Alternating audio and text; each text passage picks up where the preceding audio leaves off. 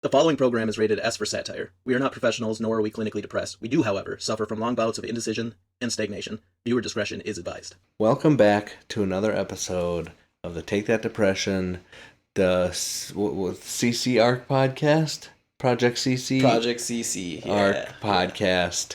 The anime. TM. Yeah. I'm Kyler. That's Spencer. Good evening. How was your week this week?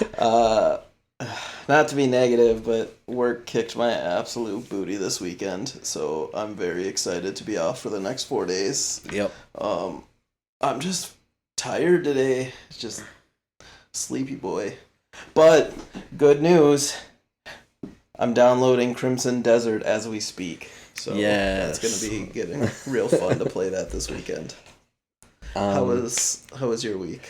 Thank you for asking. My week was fine. Again, I would echo that point. Luckily, I had our day one off still, so I was kind of hanging out.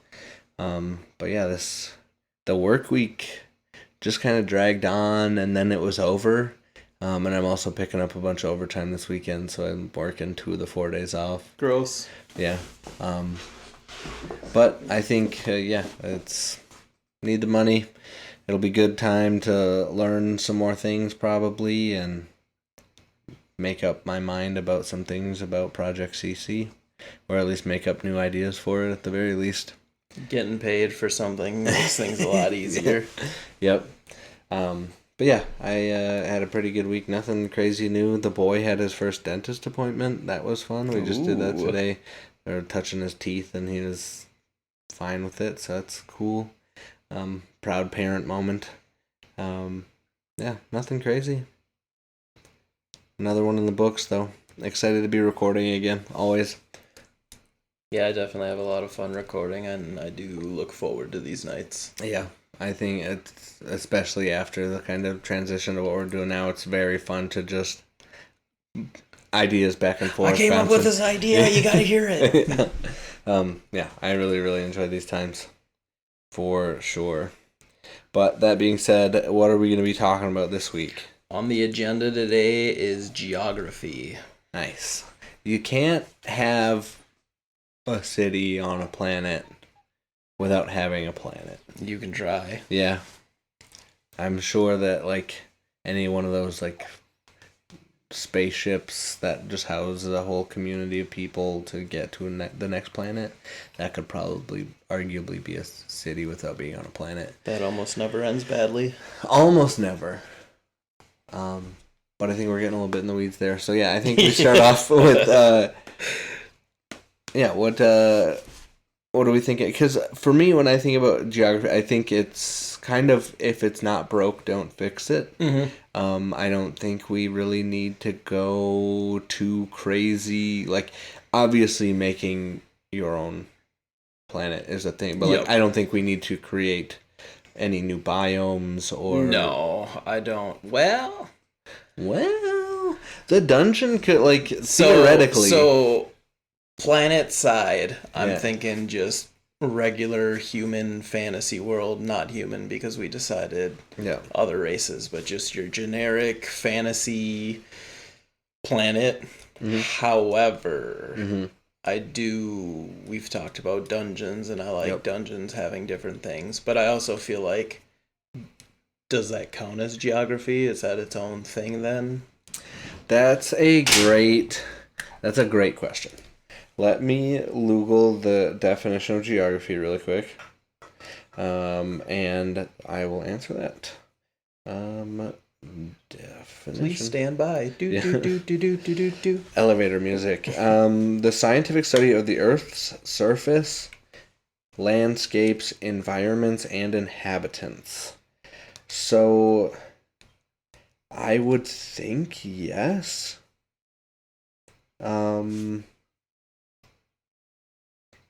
Maybe, if not actually in definition, adjacent, because it's cultures, the inhabitants and things like that.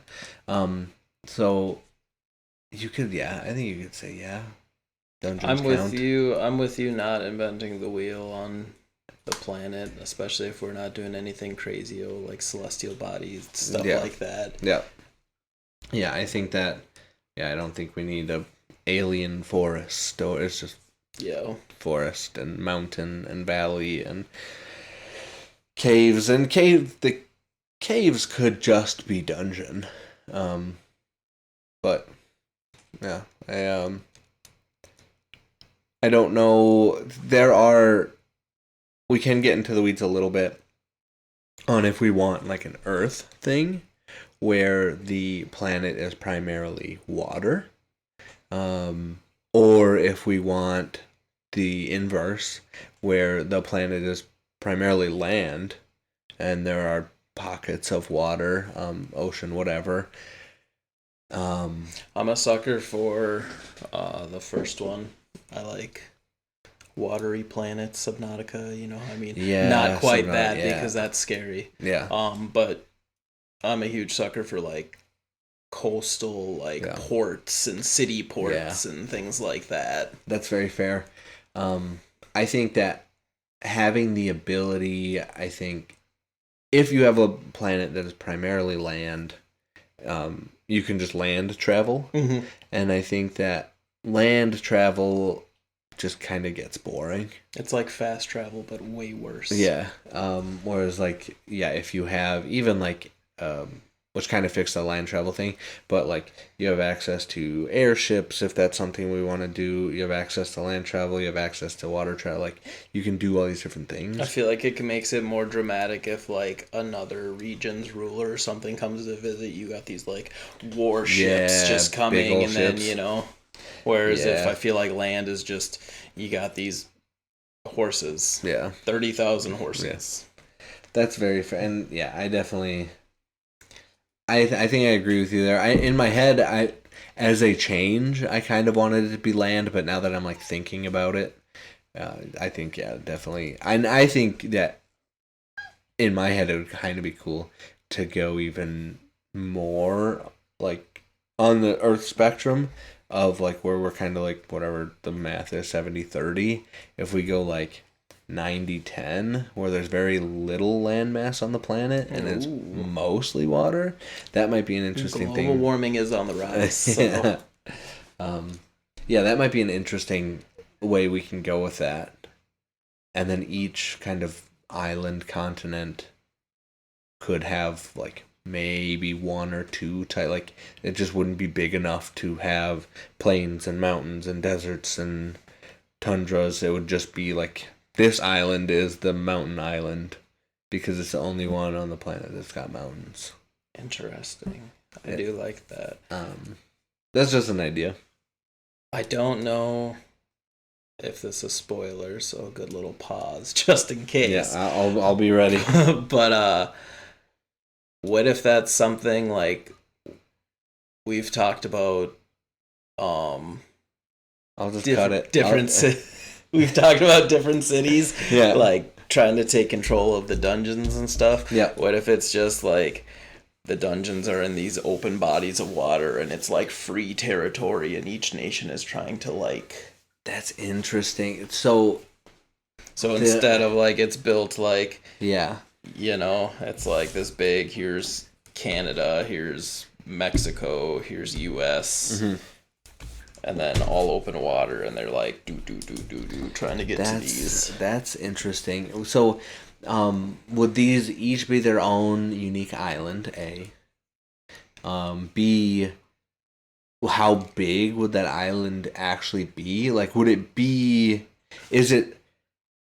Because you can BioShock 1 lighthouse it, where there's not actually island. Mm-hmm. It is here is the entrance to the dungeon. So in order to that is what I picture. Okay. Not so much I didn't think the lighthouse reference, but that's a good reference to it. But that's here's this fucking entrance, this great henge, this fucking thing. So there's no setting up a base camp and then you have people fighting on the surface for the best base camp. You don't have that. It's you have your ships and you send your ships out and then they send off their little boats and then the little boats then go to the lighthouse entrance and then that's what the team is. You could do that. Or if you wanted to make it bigger, you could do that and be then people are building the base camps around the things. Does the city then claim it? Then probably like that's what it would end up being. Is one nation would eventually lay claim to that dungeon, like primarily, because in my head, if it was big enough to kind of build around, you would fight for that base game. If you would find a new dungeon entrance, you would fight for control of the dungeon entrance.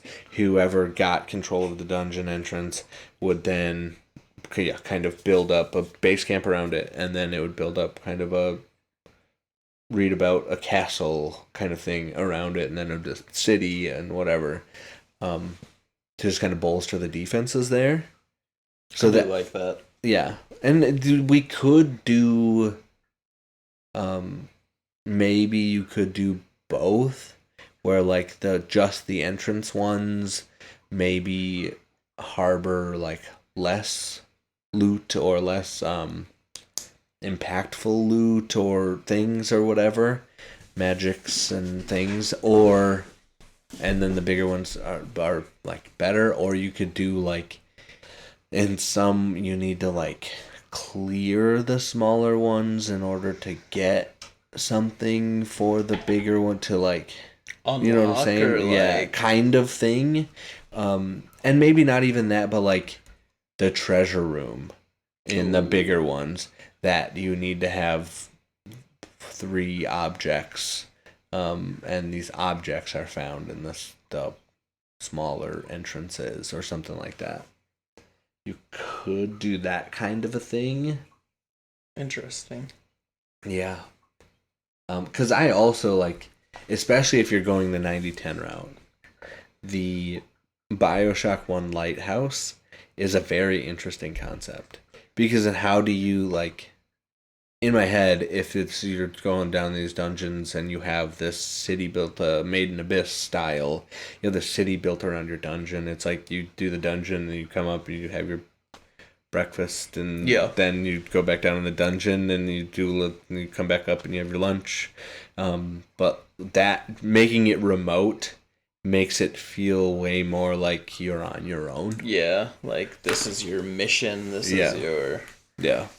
Where you're kind of like, you go off the boat and then you're there for like a week.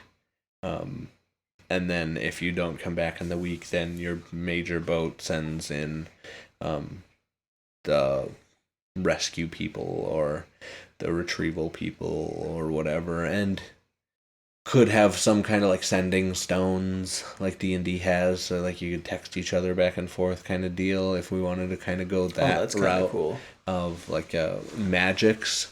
I know we said we kind of wanted to go, I think we said we kind of wanted to go Magic Light. Magic Light, yeah. Magic exists, but like less so sending stones, and that might be something that you can find if we wanted to do the different tiers of dungeons. Sending stones, so then when you get into the higher tiers, you can do that. You can communicate more freely. I feel like that would be a good episode on its own, as just like gear, gear, equipment, artifacts, those kind of things. What you would need, because like in today's day and age, you don't really think about communication because you have a million ways to communicate over long distance. But back then, like, would you just give them 7 days, and then if they were not back in 7 days, you send rescue? Hope you're not dead. Yeah, because like carrier pigeons. They get down there like halfway through day 1, and they get schwapped by some entity in the dungeon, and then you're just there. The ship is just there hanging out for another 6.5 days while nothing is getting completed because they just don't know. That would be a cool conversation to have about just like what they may or may not need. Just in comparison to today's world, just the stuff you wouldn't think about. I like the mostly water. I think that is a fun way you can go about it. Even if we're not sure yet about like dungeons in the water and all that, I feel like that's a good starting point, though. What did you say, 90-30? 90-10. 90-10. Yeah. Yeah. We could even skew those numbers a little bit too. I mean, 80-20. Who's mathing? Yeah. We are. And I don't know how accurate, like, the Earth 70-30, because I think that's the human body is 70% water, not Earth. I don't know how accurate that number is. That was whatever. But yeah, I would, in my head, I would like it more water than Earth. Yeah. So whatever those numbers look like. But yeah, we can definitely skew that however we want to. And then that would also leave it so, like, each nation has its own continent island. So it's not like these cultures aren't intermingling easily. Mm-hmm. They're not bordered. It's not the Canada-US border where, like, I'd cross it every morning to go to work. So I can kind of see how they live, and they can see it's you are so far removed from everybody else. You can really have those differing cultures and things like that. That would be another fun thing to explore, probably on another episode or three. Explore like economics, then trade for sure. Embassies type thing across all of the different nations, and what that might look like. If that's like, I'd like to believe it's not a tale of war-torn countries. I feel like that could be something else, but not necessarily off the table. Yeah, and that's something like, if the focus is on the dungeons, that would probably be, in my head, the bulk.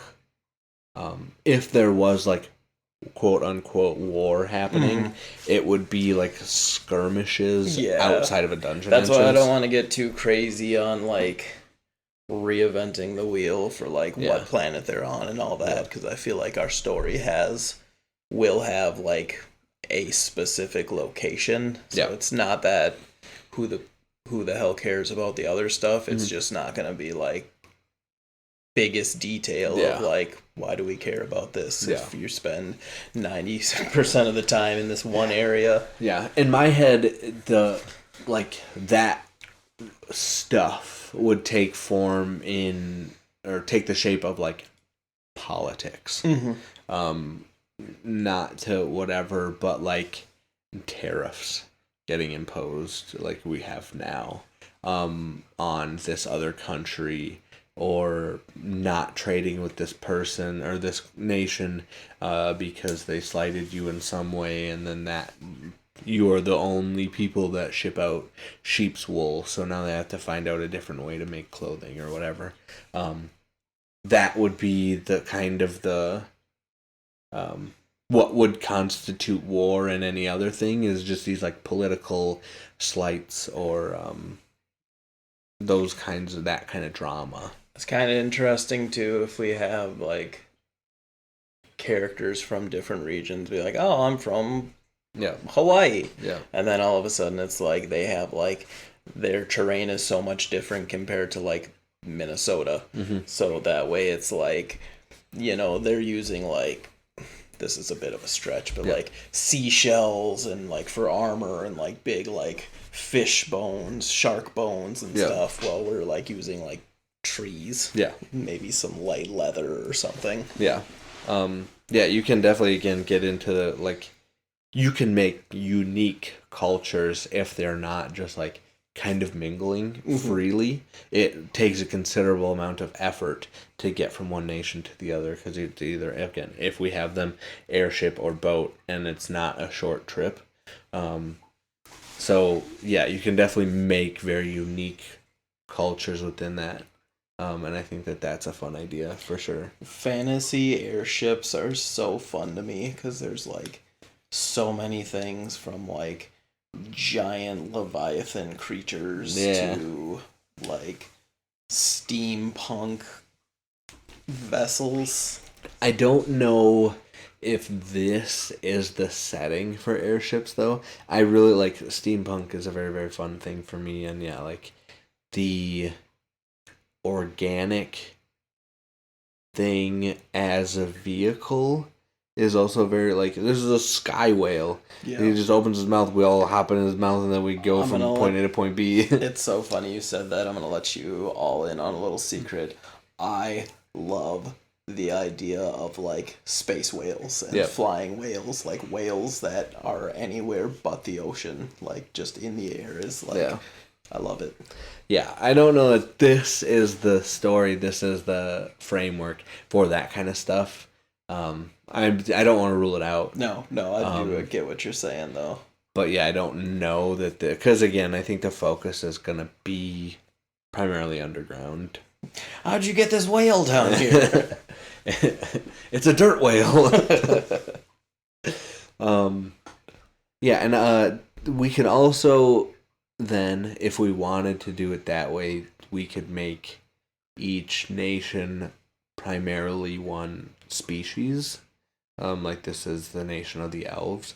Or we can make that all just like everybody love everybody. Every nation has like a portion of the population, not like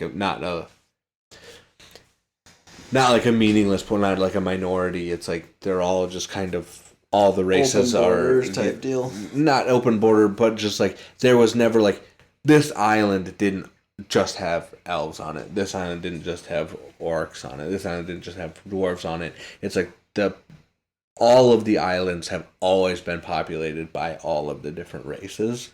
So that's not like the elves feel this way because blah. It's like the people of this nation feel this way, and there are elves, dwarves, whatever.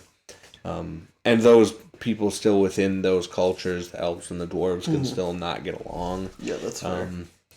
And that could be some kind of like deep-seated every nation. The elves and the dwarves don't quite get along. Those long ears. Yeah. Or you could make it specific to one nation that the elves and the dwarves do get along, because way back in the day, the elf leader and the dwarf leader came together to fight this really big and ever since then they had this really cool peace treaty. And that, again, is kind of getting into the weeds on stuff that doesn't like super matter for the story we're telling. Yeah. I feel like that's the problem with like early brainstorming is there's so much not solidifying. Yeah. I think once we start solidifying and saying blank on the table, then we can build around there. I feel like when it ends up being like, what if this question mark at this point, and then it like spirals into like now we're doing Lovecraftian stuff. When we're kind of drawing in the sand instead of writing it in on stone, you can just say wild stuff, and then be like, wow, this is in the sand. Nothing was like, we didn't have to. I make never said that. Check the tapes. Yeah, and I really enjoy this part of the process when you can just go and speak freely and be like, this really cool idea, and then the person you're brainstorming with is like, that sucks, or that's cool, let me riff on that. And it's like, I like both of those because I don't want to hyper fixate on something again if you're like, that's cool, but that has nothing to do with this. And I'm like, oh, you're right, I just spent 18 hours like writing this stuff down and like.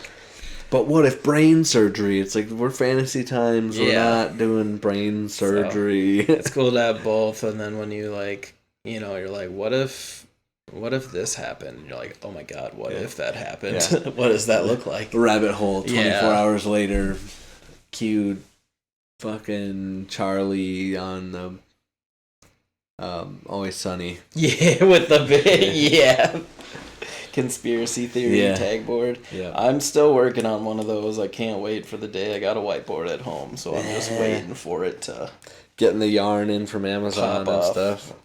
I get the yarn from my fiance. Yeah. Baby, I need this more than you right now. Are you crocheting? No, I'm conspiracying. How many different shades of red do you have? I need them all. Yeah, and then what else do we have? I think we kind of covered everything in one go. Yeah. And the last little bit there is, do we think that cities are built around the dungeons? And I would say that inherently, yeah. Yeah.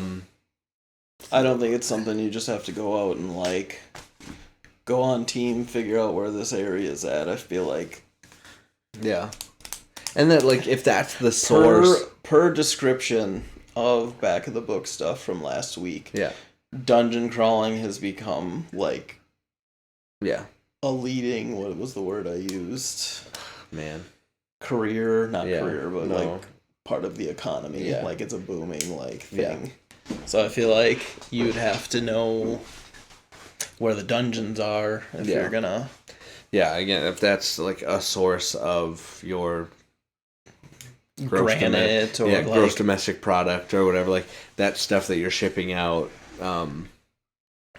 even like gold artifacts, things like that you get from the dungeon. Yeah, it would just make sense, especially on those like nation islands, the capital islands, where they're just kind of like every dungeon has something built around it because that just makes it easier. Maybe there's, again, brainstorming, but maybe there's like, we talked about different nations. What if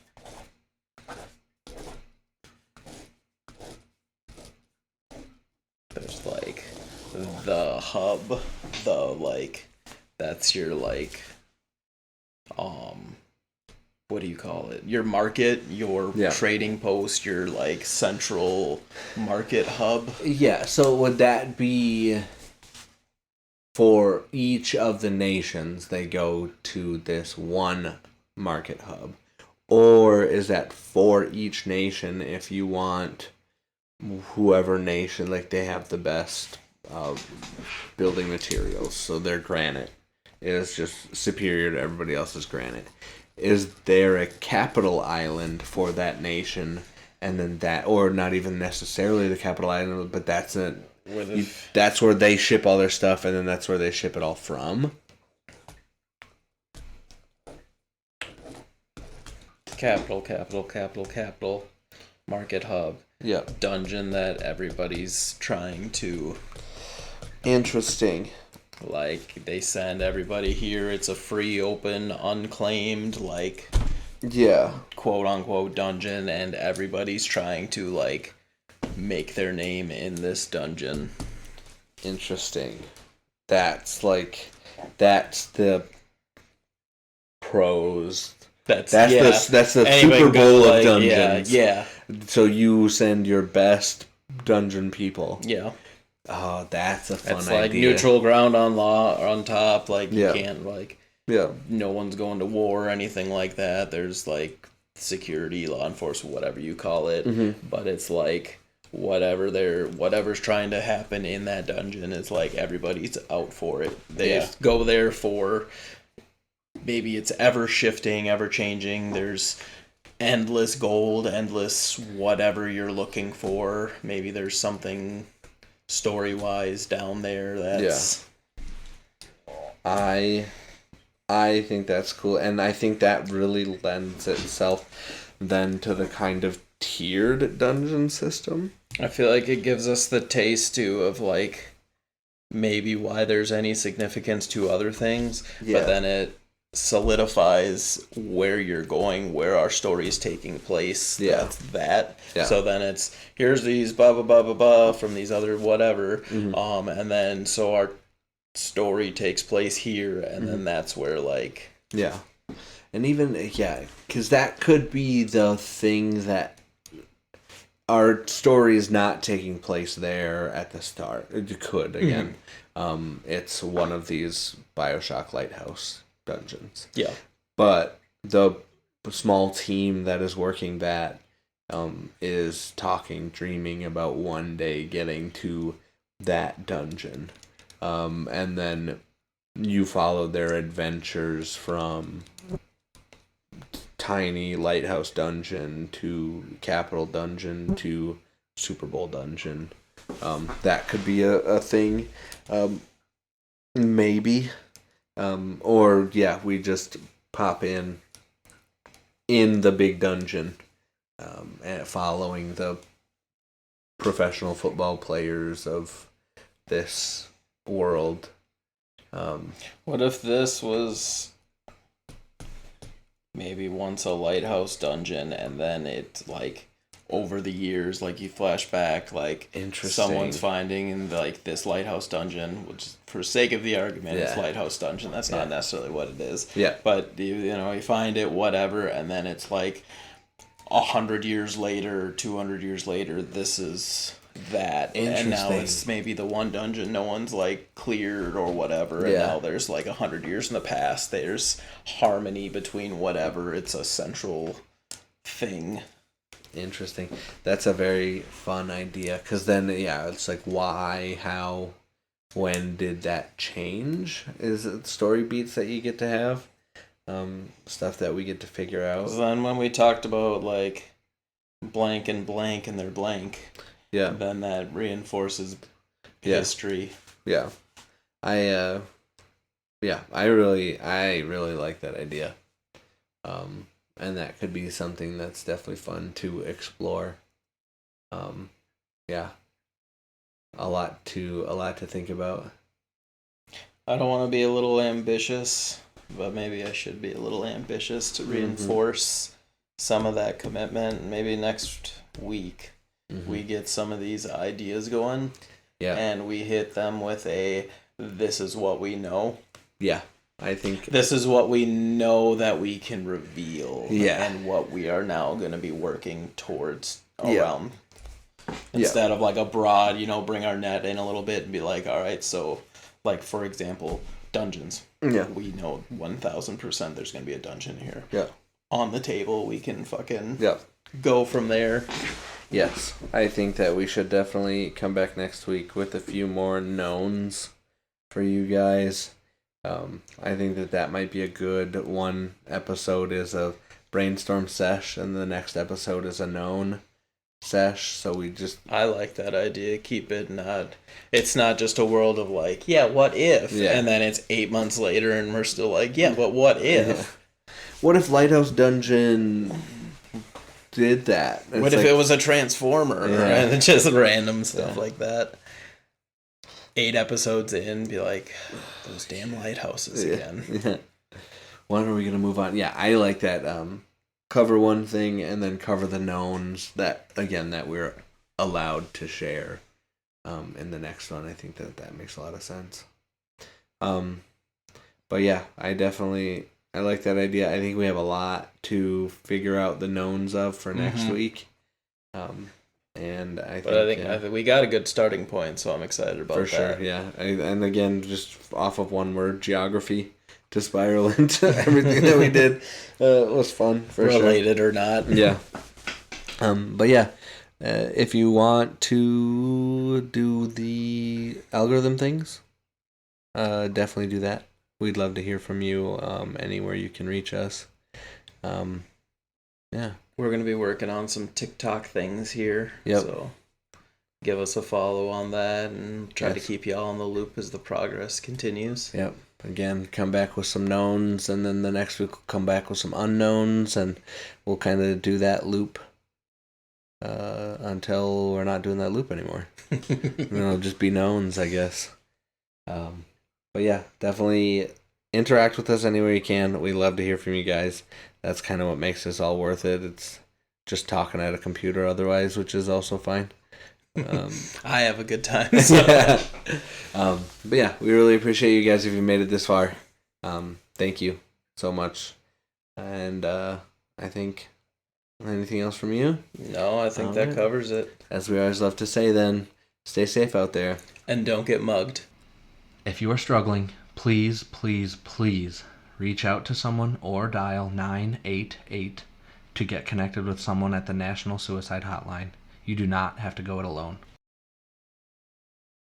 Get to that episode set in stone. Yeah. Go over the things that are set in stone, and that wouldn't be a bad plan. Yeah. Set in sand will be this episode.